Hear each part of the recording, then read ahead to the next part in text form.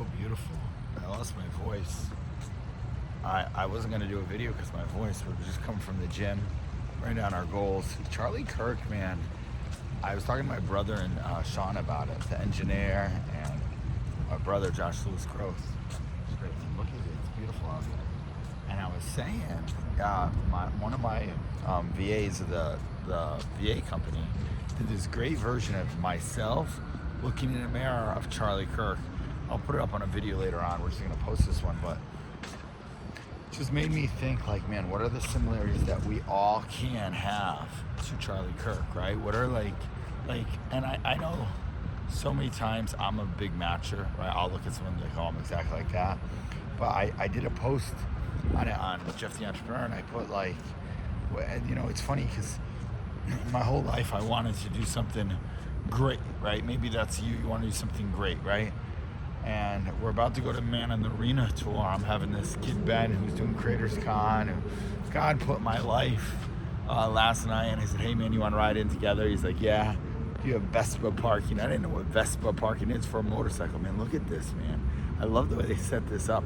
I don't have that God-given gift, but I have the God-given gift of ADHD. So someone asked me that the other day, and I said, yeah, if I didn't have whatever gift this is, I'd probably conquer the world. So the Lord knows to slow me down so I can conquer in little bits. But in all seriousness, Charlie Kirk, as I studied it, his main thing was he had the energy and the vibe. Even though he didn't have everything, he was going on a mission, and people were like ready about him, like, oh, this kid might do it, right? He was very young. I remember seeing videos of him.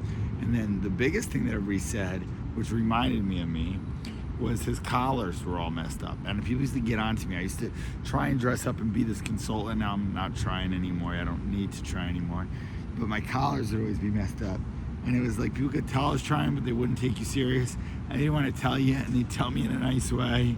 And like no matter how hard I tried, my collars and my shirt could never get great. Like go back and look at some of the content. I look at it now and I'm like, man, they're just jacked up collars, right? And he had that.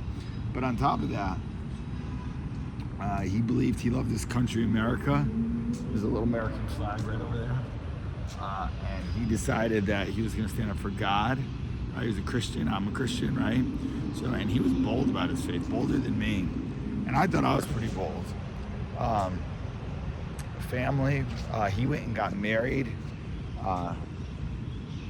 started a family, and then believed in like the importance of family. And then freedom, and that's capitalism, man.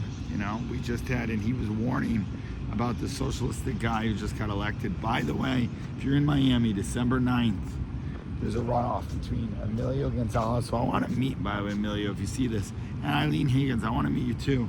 I'm going to get behind you some of my marketing stuff. Maybe we'll spin up a webinar for everything. So those are a few similarities between me and Charlie Kirk.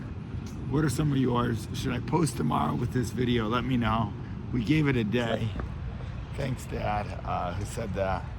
I lost my voice like this when I rededicated my business to the Lord back in Colombia, because I just tend to use my voice pretty. But the worst was when I played football, I'd be yelling, and I'm the backup quarterback, and then they'd give me like snaps, and I couldn't go in there and call the play because I'd be on the sidelines cheering on the team. So all right, guys, I'll see you tomorrow. Be great.